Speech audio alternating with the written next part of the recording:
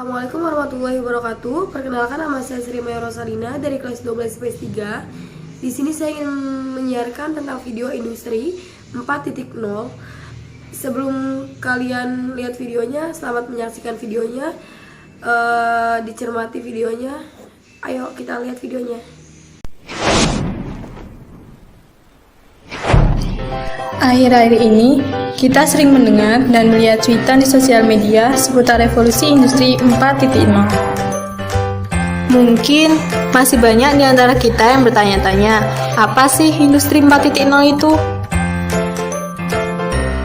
Istilah industri 4.0 sendiri berasal dari sebuah proyek strategi teknologi dengan mengutamakan komputerisasi pabrik yang dilakukan oleh pemerintah Jerman.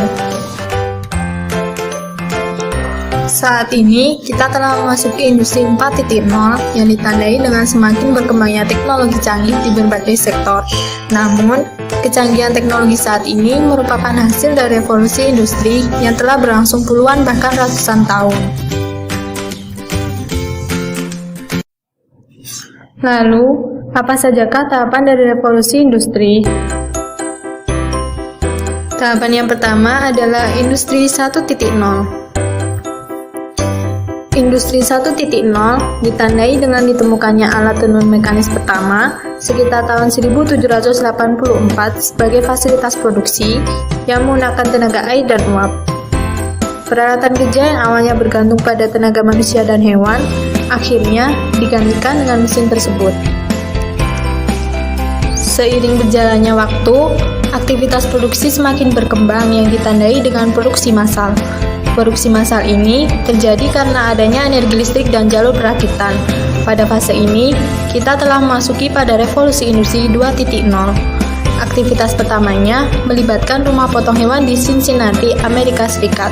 Pada awal tahun 1970, teknologi industri berkembang sangat pesat dan zaman inilah muncul revolusi industri 3.0. Industri 3.0 merupakan hasil dari adanya energi listrik dari industri 2.0 yang kemudian penggunanya meluas pada alat-alat elektronik dan teknologi informasi yang bertujuan untuk otomatisasi produksi. Artinya, aktivitas produksi yang awalnya masih dikendalikan manusia, kini bisa secara otomatis. Revolusi industri masih terus berlangsung, dan saat ini kita telah memasuki zaman revolusi industri 4.0. Industri 4.0 menggabungkan teknologi otomatisasi dengan teknologi cyber yang kemudian tidak hanya digunakan dalam sektor industri saja. Eits, tunggu dulu. Apa sih yang dimaksud dengan cyber? Istilah cyber diartikan sebagai interaksi yang terjadi melalui jaringan komputer. Kalau zaman milenial saat ini sih lebih dikenal dengan era digital, yang segala sesuatunya serba digital. Sekarang aja, mau belanja tinggal lewat online shop, mau makan tinggal order lewat smartphone, dan pastinya kita mudah mendapat informasi dan berkomunikasi dengan siapa saja. Dunia digital ini berbentuk konektivitas antara manusia, mesin, dan data yang dikenal dengan nama Internet of Things atau IoT.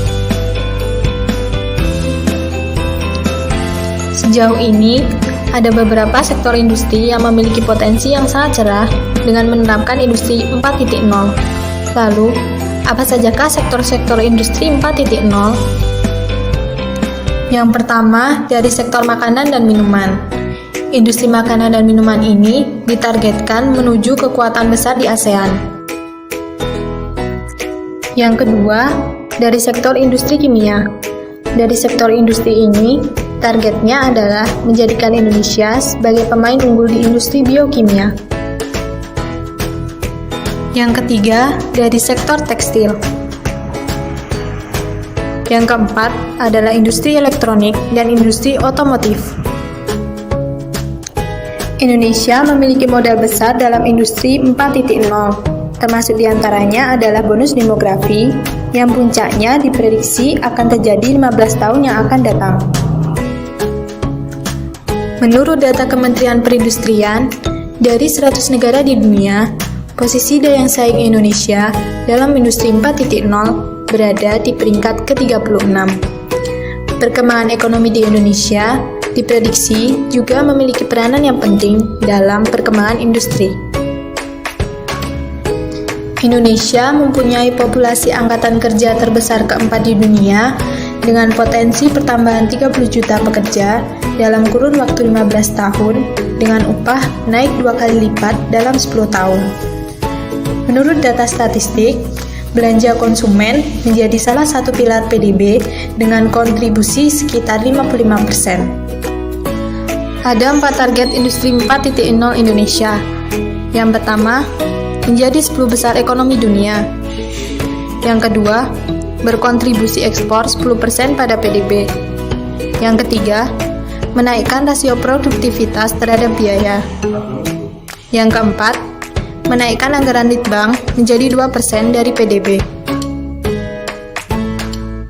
Untuk mencapai target industri 4.0 Indonesia pada tahun 2030, pemerintah Indonesia telah menetapkan roadmap Making Indonesia 4.0. Yang pertama, penguatan rantai suplai. Yang kedua, pengembangan kawasan industri. Yang ketiga, tujuan pembangunan yang berkelanjutan. Yang keempat, penguatan UKM. Yang kelima, penyiapan infrastruktur digital. Yang keenam, pengembangan ekosistem inovasi. Yang ketujuh, insentif fiskal untuk inovasi.